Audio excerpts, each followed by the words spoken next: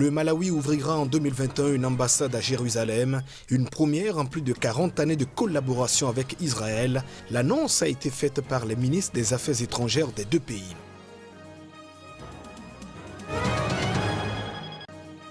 Au Mozambique, le nombre de déplacés atteint la barre des 100 000. L'insurrection djihadiste dans le nord du pays est à l'origine de cet exode. L'ONG Médecins sans frontières alerte.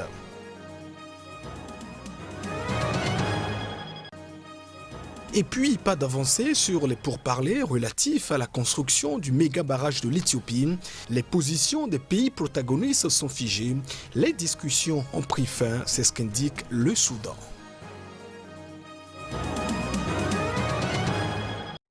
Voilà pour le sommaire de ce journal. Bienvenue dans cette édition.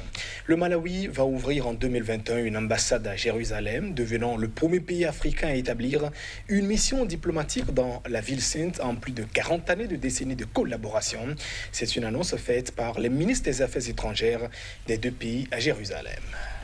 Le Malawi, premier pays africain à ouvrir une ambassade à Jérusalem depuis des décennies. Dans le passé, la Côte d'Ivoire, le Zaïre et le Kenya ont eu leur ambassade à Jérusalem. Après la guerre d'octobre 1973 entre Israël et une coalition de pays arabes, ces pays africains avaient fermé les portes de leur ambassade à Jérusalem. Aujourd'hui, de nombreux pays africains ont leur ambassade à Tel Aviv, la métropole israélienne, mais aucun n'a d'ambassade à Jérusalem, ville disputée entre Palestiniens et Israéliens. Pour nous, Israël reste un réel partenaire et nous souhaitons maintenir ce lien solide entre le Malawi et Israël, d'où ma visite et la décision de mon président Lazarus Chakwera d'établir une mission diplomatique ici. Le Malawi est l'un des seuls pays d'Afrique dont les liens avec Israël sont continus depuis 1964, mais n'a pas d'ambassade en Israël, a précisé le ministère des Affaires étrangères israélien.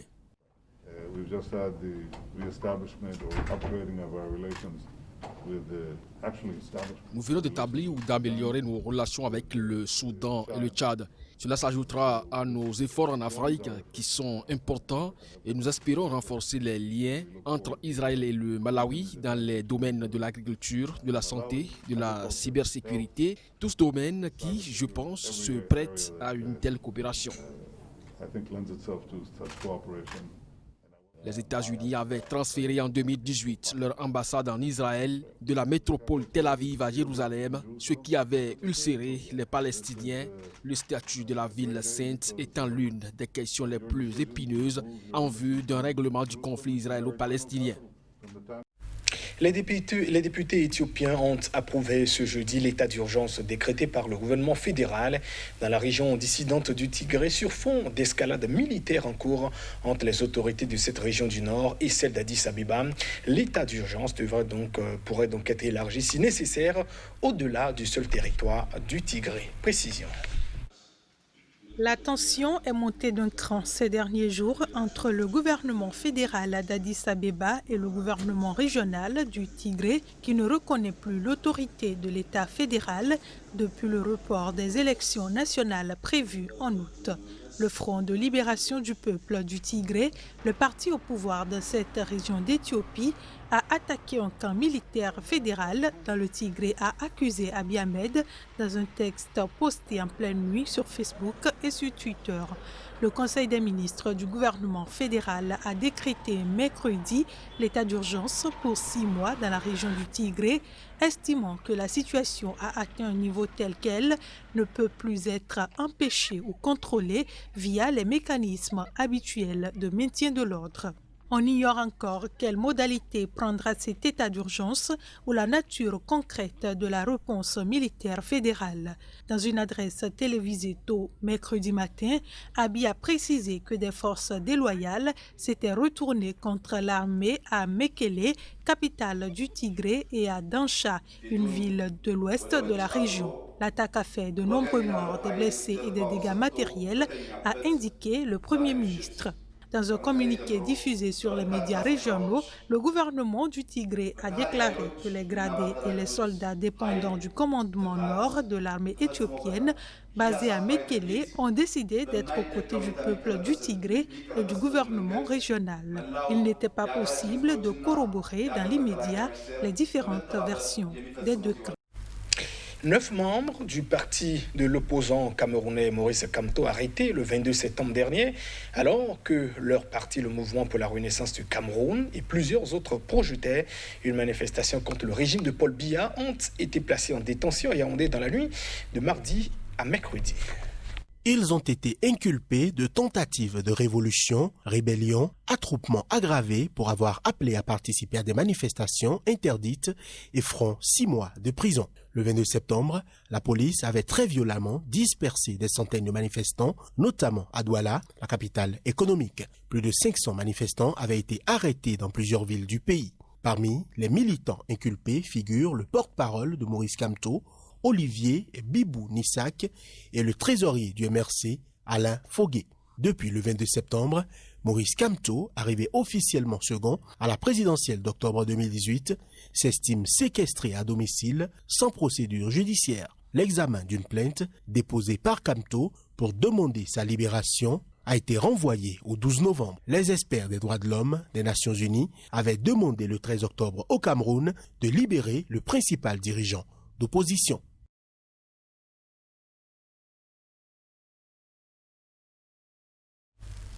Au Mozambique, environ 100 000 déplacés ont à ce jour trouvé refuge à Pemba et dans les environs. Ils augmentent d'un tiers la population de la ville selon un communiqué de l'ONG Médecins sans frontières, à l'origine l'insurrection djihadiste dans le nord du pays. Le nombre de Mozambicains déplacés a augmenté de manière exponentielle ces 2 dernières années, la majorité ayant été jetée sur les routes par l'insurrection djihadiste qui fait rage dans le nord du pays, ont indiqué dimanche des observateurs locaux. Au 19 octobre, il y avait 424 202 personnes déplacées à l'intérieur du pays au Mozambique contre 15 000 fin 2018, ce qui représente une hausse de 2700% en 2 ans, a indiqué dans un rapport une association de défense des droits de l'homme respectée, le CIP. Les attaques massives qui ont touché la province du Cabo Delgado ont contribué à la hausse rapide du nombre de personnes déplacées au Mozambique durant les 2 dernières années, souligne le rapport du CIP.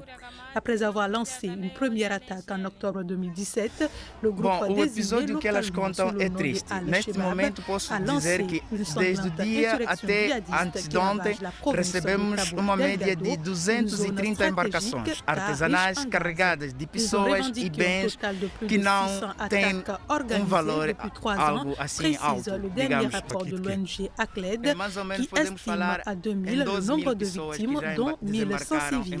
L'ONU a récemment estimé qu'au moins 310 000 personnes avaient fui leur maison, soit 13% de la population de la province.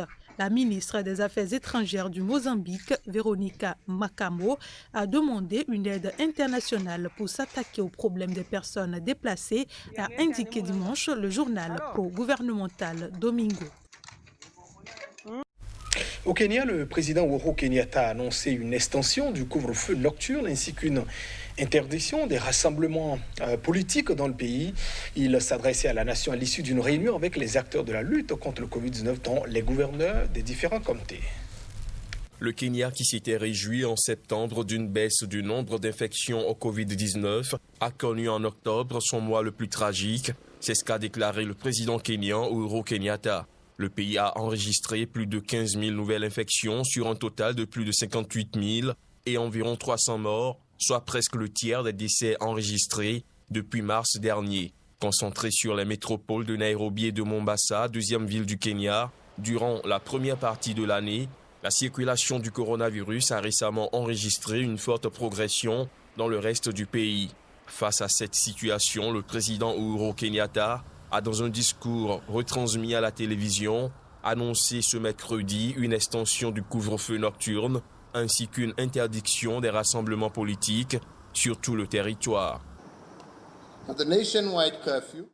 Le couvre-feu national est étendu jusqu'au 3 janvier 2021.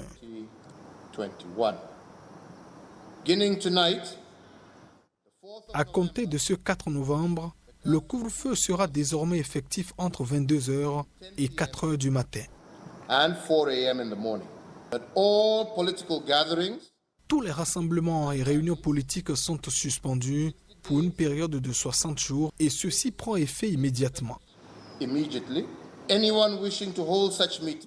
Toute personne souhaitant organiser de tels rassemblements doit le faire dans les mairies et doit respecter tous les protocoles liés au Covid-19, y compris la limitation du nombre de participants à 1/3 de la capacité de la salle et le port de masques. Sur le sujet sensible des écoles, le chef de l'État a indiqué que les élèves des quelques classes déjà rouvertes allaient continuer à étudier, mais que toutes les autres resteraient fermées jusqu'en janvier 2021.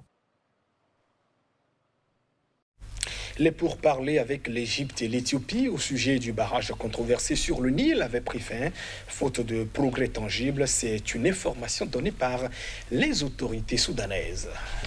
Démarré dimanche dernier, les nouvelles discussions interministérielles par visioconférence sur le barrage du Nil devaient durer en principe une semaine. Elle signait la reprise du dialogue entre les trois pays au point mort depuis 3 mois sur le sujet éthiopien du grand barrage de la Renaissance, lancé en 2011 et destiné à devenir la plus grande installation hydroélectrique d'Afrique. Lors des pourparlers, le Soudan a proposé d'offrir un plus grand rôle aux observateurs de l'Union africaine pour aider à faire converger les différents points de vue.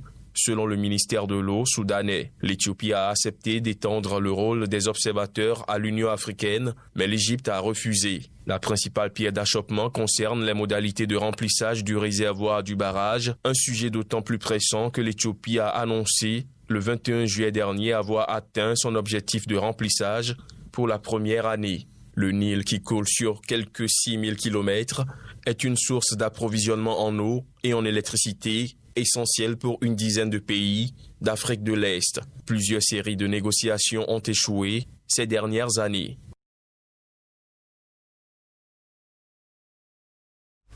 Mesdames, Messieurs, ainsi se referme cette édition. Merci de votre attention. Au revoir.